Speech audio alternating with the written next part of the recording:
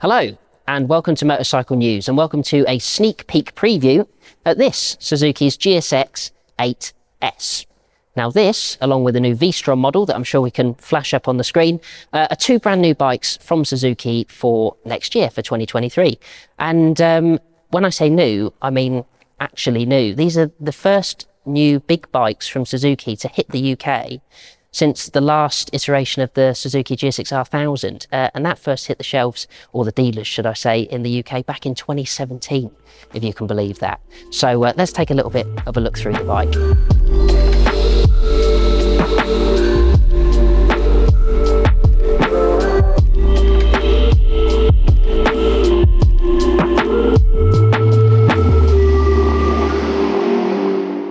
So powering the new 8S and also the Strom is a new 776cc double overhead cam parallel twin engine, and that's got a 270-degree crank in there. Now the idea of that is to kind of give it a bit of a sort of V-twinner-like feel, you know, a bit more grumble, bit more bark, bit more character, basically, which is important, you know, because it's part of what makes motorcycling enjoyable. But yeah, it's going to give it a bit of a bark, and you know, power is around about 82 horsepower, and torque is just shy of 60 foot-pounds.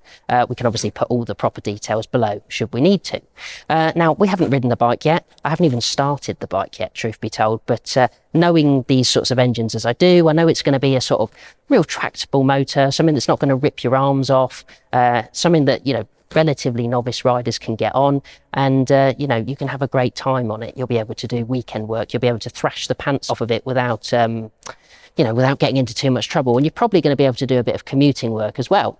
So as well as the easygoing motor, the bike itself weighs around about 202 kilograms, and there's a seat height of just 810 mil. So, you know, that's nice and friendly. I have actually managed to sit on the bike, and I'm 5'6", and you know, I can get my feet flat on the ground, and then the bars are sort of nicely splayed in front of you. There's a real easy reach to those bars and to those levers as well, and that brake lever is actually span adjustable, which is a nice touch.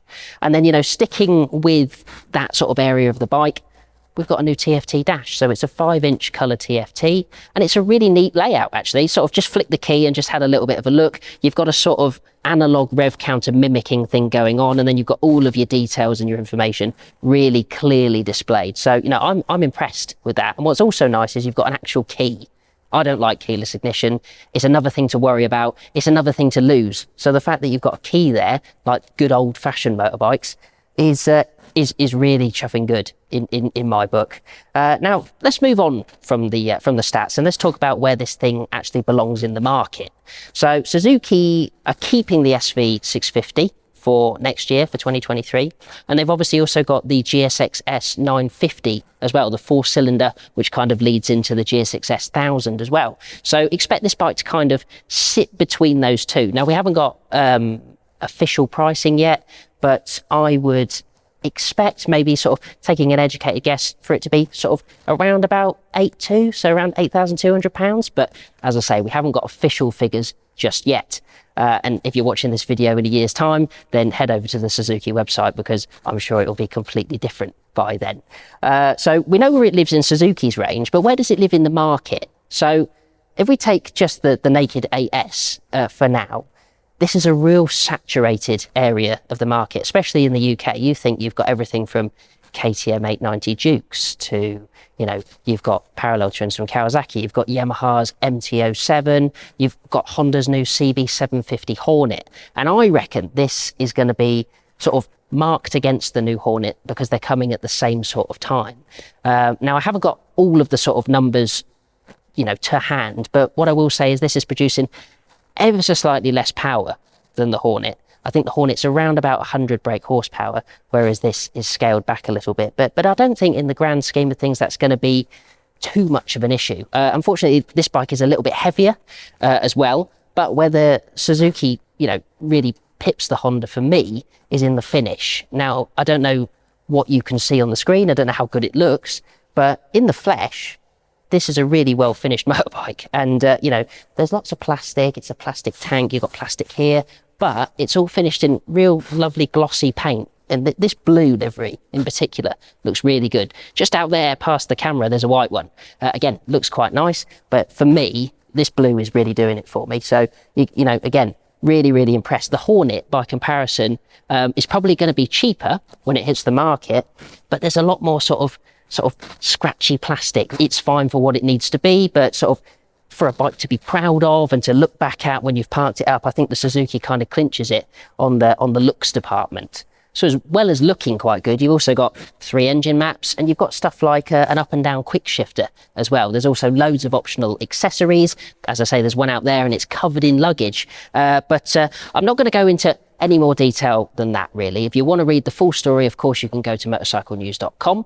But what we're going to do now is have a chat with some Suzuki bigwigs to find a little bit more about the reasons behind the bike. So, as promised, joining me now is Paul de Lucien, who is the head of Suzuki GB, really. So the right person to be talking to about this bike, and indeed the V-Strom as well. So, Paul, thank you very much for joining me. No, you're welcome, Dan. Good to talk to you. Yeah, absolutely. Thank you very much for your time. And so we've kind of had a little bit of an introduction already to the bike. I've talked people around some of the highlights of it. But one of the things that we haven't got at the moment, and one of the things we've had to do a bit of guesstimation on, is the price. So I would imagine you're not going to give me a proper figure now. I'm going to keep you guessing, Dan. Sorry. Okay, fair enough. But what we sort of suggested was perhaps, because you're keeping the SV650 and you've got the GSX-S 950, that it's going to be somewhere between those two. I think this bike is positioned in the market between those two. Yes. So take your guess. Fair enough. Right, okay. Keep me guessing. And we'll stick with positioning in the market, seeing as you've brought it up. And obviously the sort of the parallel twin naked market, this sort of 80 horsepower area is really quite chock-a-block at the moment. Obviously, you've got things like the MT-07, you've got new Honda Hornets, you've got Kawasaki's, you've got KTM's, you've got this, obviously. You've got loads and loads of great bikes. So is that the reason why, you know, we've got this bike today and not something else? Was this identified as sort of the core market you had to move into? I think it's slightly different to that. Clearly, there is a big part of the market there. Yeah. But actually, I think what we're aiming for is the gap between that part of the market and the 950, 900,000 cc market. So actually our intention is to be kind of somewhere in that middle ground. So if you take the kind of the 700cc bikes, we're definitely above that. We're more than that in lots of different ways. And so we are trying to be in a different place in the market. So yes, we're very conscious of that, but are we directly competing with those bikes? I would say not. Absolutely, fair enough. And we actually had a chat fairly recently, didn't we? Way back, I think it was August time. You know, we discussed the reasons for sort of leaving MotoGP, leaving World Endurance, and the fact that would allow Suzuki to essentially free up the funds and the resources going into those projects to help fund new bikes. Yeah. And now we've got 2 new bikes. Yeah. Who'd have thought it? And so you know, with that in mind, obviously you're leaving the sport at the end of the year. Is this the start of something new? Are we going to see some more new stuff coming soon? Yeah, I mean, I think what I'd say there is we're always looking to develop new bikes. We're always looking for what's going on in the marketplace and where we should be. And we'll continue to bring exciting products to the market. I can't tell you any more about that stuff, but I can tell you that I'm excited for the future for Suzuki. Fair enough. I mean, I think I'd speak for all of the viewers of this video when I say, you know, a sort of a fairing on that would be lovely, because obviously you've got the Aprilias, you've got the Yamahas. They've got that sort of triangle of their range. They've got the adventure bike, they've got the naked, and they've got the sporty one. Yes. So it kind of feels like the next bite of the cherry is going to be that R7 rival, perhaps. From well, I think let's see how this bike's received, what the customers tell us they'd like to see, and we'll come see what comes to the market. So yeah, we're going to keep you guessing about that kind of stuff as well, Dan. You're going to keep me guessing. Yeah, sorry. Right, fine, no problem. I have to ask though, you know, it's my job. So where, you know, sticking with this bike then, who's it for then? Is this going to be, because obviously it complies with A2 rules, you could restrict it. But obviously you've got the SV still, so, and you've got the 950, which is also A2. So who is this for? You know, your new riders coming in, or is this for experienced riders? I think we've got a wide range of actual customers who might like this bike. So of course, if you're a new rider and you want that kind of middleweight bike, but you want something a bit more than a 700cc, then obviously we're going to appeal to that customer, whether they're buying that bike as an A2 license or a full power version. So that's one group. But I think particularly this bike, you know, it's a quality machine. It's got some great specifications. It's a really nice bike to ride. And I think this is going to give the customer who's been in that middle ground perhaps for a few years already, gained some experience. This is a step up without going to that 900,000cc kind of class. So you kind of keep a physically smaller bike, a lighter bike, a bike that's really agile, bike, you get a bit more power, you get all that kind of functionality that you're not getting necessarily if you're in that kind of 700cc area. So I think there's going to be customers coming from that kind of typical 700cc area and moving to this bike. And of course, you'll get some customers who are saying, actually, I don't need a 1000cc bike. So I think we've got something to offer all three groups of those customers. Yeah, I think you're quite right, to be fair. I mean, I've ridden here today on your own GSX-R 1000 and above 5,000 revs, you can't really use any more of it. Yeah. So, you know, a lot of people probably in Speed Camera Britain might think, actually 80 horsepower that I can thrash the pants off is probably it's probably better, probably more fun, and probably save me a bit of money. It's certainly going to be a lot of fun. Yeah. Fantastic stuff. Okay, great. And I wonder as well whether, you know, Suzuki have taken more of a step towards essentially sort of fit and finish. You know, in the past, you know, Suzuki bikes have always been, you know, they've been great. They've been the sort of things you turn the key, you know it's going to work. And I've done thousands and thousands of miles on Suzukis and I've got a real soft spot. But this bike just feels like, you know, you've got real nice gloss finish, you've got LED indicators, LED lights, you've got the best TFT that you guys have done so far. Oh, thank you. And sort of nice finish on the engine and stuff. I wonder, was there more of a focus on that kind of thing? I think over the years, the engineers and design have been more and more focused on that, let's say, the kind of the visual quality, how the bike looks and feels when you're kind of riding it and looking at it or washing it, and that kind of pride of ownership thing. So I think that has definitely become more and more of a focus. We've kept kind of Suzuki's renowned reliability, but gradually bringing those things up. And I was lucky enough to speak to one of the engineers today, and we were talking about that subject. And he said, yes, he's very, very pleased with it. He said, but I want more. He said, this is not the end of the journey. We are continuing on this path. So I think we'll see this as an uplift, but we'll see more and more of that coming in the future. Fantastic stuff. Brilliant. And so when can we get our hands on these? When are they going to start riding? Yeah, going to be in the market in the spring. Okay. So ready for the season. So we'll start to see the first of them then. I think we'll see lots of customers on the road. Fantastic. Thank you very much for your time. Great stuff. Thanks so much, Dan. So now we're joined by Steve Hacklett, who is the product planning manager, which is easy for me to say. So thanks very much for joining me and for talking through the new bike as well. So before we get into the sort of technical and things like that, you've ridden this bike. I have indeed. And so obviously we haven't. I've not even heard it running. So what have we got to look forward to? You touched on one of the key things there, and it's things that people take for granted, and it's the feel and the sound of the bike as well. Obviously, brand new platform, 77cc, double overhead cam, parallel twin, but all important 270-degree crank, and that's what really makes an impact on the feel and the sound of the bike. From the second you turn the key, it was, wow, this sounds really good. This is going to be a fun bike to ride.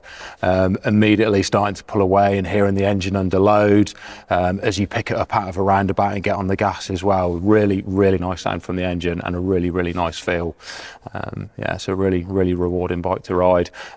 Really nice handling as well. Again, even within seconds of getting the bike rolling, just beyond walking pace, immediately you could feel, oh, this is nice. Like really light on the feeling. But then as you started to take it through the corners, really stable, confidence inspiring, and really allows you to focus on the road ahead and enjoying your ride. So yeah, those initial sensations was like, going to be in for a real treat with this one. Yeah, I've had a sit on it, and with the low seat and the nice gentle handlebars and relatively low pegs, it does feel like one of those bikes that you're going to get on and it's sort of instant familiarity, I guess. So was that something that Suzuki was keen for with this? You know, we talk about bridging the gap between your A2 rider and your person with a full license, maybe stepping up to bigger bikes. You know, was that ease of use important on this machine? Yeah, I think it was quite fundamental, even from the very sort of principal engineering. The reason the bike has got such a compact design, which is part of the reason that it is a parallel twin, that allows it to be really, really compact, and that interaction with the chassis. It allows the rider's hips to be further forward and nearer to the controls. With what you talked to Paul about on positioning as well, being at that sweet point in the market where we can attract people up that have become, they want to step up from the sort of 600cc, what was the traditional middleweight class, or people that are stepping down from the bigger bikes, and it's to make it available to a lot of different shapes and sizes. Because you said you found it really, really useful for you to sit on. Obviously I'm quite a different frame to yourself, but even for me, because you've got that compact engine, the narrowness to the bike, the frame materials that have been used impact on the ergonomics for the bike as well, and all that means for a whole host of riders, experienced, inexperienced, tall, short, it's going to open doors for a lot of people. Great stuff. And that you mentioned that compactness there. You know, was that the full reason why we've gone with this parallel twin setup? Because I often think, especially with parallel twins with 270-degree cranks, lots of marketing material likes to tell you about the feel and the character, and almost like a V-twin. And I often find myself thinking, well, why didn't you just make a V-twin then, rather than making it try and be like a V-twin? So was it all about that compactness, or was there any other reasons for that sort of platform? There's lots of different things that I looked at in the engineering in terms of the complexity of the build, things like the serviceability, how it's going to interact with the frame. As you said, I've ridden non-270-degree crank parallel twin engines, this motor, as well as twins and triples and lots of other ones. I think the engineers have pulled off a bit of a masterpiece, because it's got all the stuff that you love about V-twins in terms of the sense of positive feel, the character, the noise, the rumble, the sound under load, but with none of the negatives. It's not necessarily one of the headline things from the specification, but hidden in there with the brand new engine is a new balancer design. So to enable the engine to be compact, the balancers 1 and 2 are equidistant from the crank, and they're both at 90 degrees. And from our research, that hasn't been done before. Okay. You can have a design that's similar, but it's at 180, but it makes the engine bigger, which is then going to impact on the chassis, which is then going to impact on the ergonomics. So this enables it to be light, compact, but to get rid of excessive vibration. Obviously, it's a relatively personal thing about when character then becomes intrusive, becomes too vibey. But having ridden lots of different size bikes, lots of different configurations, this seems to deliver all of the benefits, all of the positives, all of the smiles and fun, but without any of the negatives. I see. Well, I think you definitely hit that brief. I mean, it is very compact. It is very, it's not small. I don't think, well, obviously you're much taller than me and you're not struggling, but I don't think sort of taller riders will struggle if they want to buy one of these, but it seems to be a nice sort of size for people my height, and maybe a bit smaller all the way up, which is good. And moving on from why it's a parallel twin, I wonder if you could talk us through any of the, I suppose, the practical bits. Do you know off the top of your head any of the service intervals or anything like that? We've not seen the service data yet. Based on everything we've seen on our recent bikes, I would expect it to be the first 3-month service at 600 miles, but then beyond that, common for us now is the 7,500 mile or 12-month. So I can't say 100% at this point, because I've not seen the service data, but given that it's a brand new engine and the standards we've got on our other bikes, that's where I'd expect us to be on that. Awesome. And one thing I didn't go through in my intro earlier is the suspension on the bike. So could you just give us a little rundown of what you actually get on this machine, please? Yeah, so you've got, both aesthetically and from a performance point of view, you've got upside down KYB forks at the front, and then KYB shock that's adjustable for preload at the rear. So working in partnership with the tyre selection that's been made, the frame selection. So you've got a steel frame that's used on both this bike and the V-Strom 800 DE. So that will give the strength and robustness that is required, and things like the ability to have 3-piece hard luggage on the V-Strom 800 DE, but also massively beneficial in this bike as well. If we'd selected aluminium, the sections need to be bigger. Essentially, also, obviously it's hollow and it's cast, but that would then impact on things like we'd probably have to have a smaller fuel tank. So we're currently at 14 litres, which is on par with similar bikes and gives us a really, really competitive riding range for the machine as well. But also the rider ergonomics, which we came back to before. And just to give that context, when I talked about compactness, it's compactness of the engine. The actual bike it's a proper big bike. But in saying that, and it being great for somebody like me, because it is nice and narrow because of the materials we've selected for the frame, it's that small standover height, that narrowness that is often synonymous with twins in our range that's present here as well. That's what then makes it adaptable and useful for lots of different rider statures as well. I see. And you mentioned the V-Strom. It'd be good if you could just give us a little bit of an overview of what is actually different between the two bikes, because obviously share the same engine, I think the same mainframe, I think. Yeah, it's a different head angle. Yeah. So there's some common DNA there. As you say, the engine, there is a peak power difference between the bike because of the different exhaust system. Obviously, this has got a beautifully sculpted, really, really small, sort of visible silencer, so lots of room in terms of the ergos and your foot position, but really adds to the sharp, aggressive aesthetic of the bike. But that slightly larger, sort of more dual purpose style exhaust system means it is a little bit more free flowing, which is why you've got your 62 kilowatts instead of 61 on this bike at the same RPM. So the engine, the great new engine with all the exciting stuff we've talked about is present on both. The main frame, as you say, is shared, albeit slightly different head angle. But then, yeah, the complete chassis finishing kit, the fuel tank, the rear subframe. So you've got a separate rear subframe on this frame design as well. That means that you can then have the robustness and the carrying capacity that would be needed for the accessory luggage on the V-Strom. Different swing arm. Although there's a similarity in the aesthetic, there are different dimensions, different weights, and when you look up close, a little bit tricky when it's in the black, but they are visually different as well when you look at them side by side. Some of the technology is different on them as well. In terms of what's shared, both bikes as standard have got a quick shifter, and although the engine is brilliant as standard, a massive believer in how much a quick shifter can elevate the performance of an engine and the enjoyment, and it's really sort of dual purpose, no pun intended, but the fact that whether it's in a performance case like with this bike, going for sort of aggressive throttle position or aggressive downshifts, it's brilliant for that. But for long distance touring, as you'll know from all the bikes that you've ridden, when you've got a quick shifter, just not constantly being on the clutch is a wonderful benefit for that riding style as well. The other element of shared DNA is the dash that you talked about before, so the 5-inch full colour TFT dash, so you can benefit from that. Similar layout, there's some extra functionality on the 800DE that isn't present on this bike. That's very specific to the off-road credentials of the V-Strom 800. That being, this bike comes with what's called Suzuki Drive mode, so essentially power modes. So you've got 3 different levels of that based on your riding preferences or the conditions that you find yourself in. And then on top of that, you've got 3 different traction control modes as well. With the V-Strom, there's an extra traction control mode that is specific for use off the road.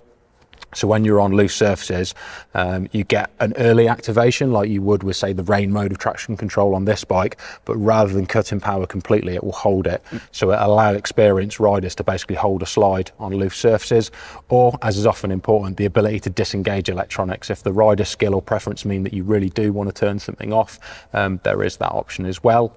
And while we're on the subject of electronics, with the V-Strom, you've got the ability to change between 2 different ABS modes. So that's something different that will appear on the dash on the V-Strom that isn't present on this bike. And again, the ability to completely disengage the rear ABS. So if you've got very experienced off-road riders, it's just that flexibility to sort of use all of your skills and have a full enjoyment of the ride without being held back. And then, yeah, beyond that, away from the electronics onto the more structural stuff, like we said, the beefier rear subframe, completely different fuel tank. So the 14 litres and the range you get for this bike is completely competitive within the bikes that are sort of in and around the periphery. I say the class, but obviously what we're saying is we're hitting a bit of a sweet spot that nobody else is quite in at the moment. And with the V-Strom, that's up to 20 litres. So that really helps excel on the range. So it's better than similar bikes in similar classes to the V-Strom 800.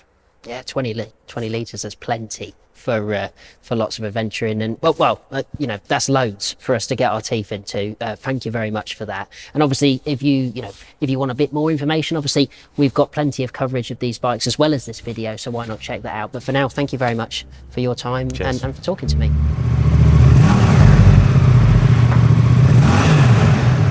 So I hope you enjoyed that. I know I did, and I certainly can't wait to ride the new machine. If you found this video useful, why not leave us a like and a comment and give us a subscribe whilst you're there. Cheers, guys.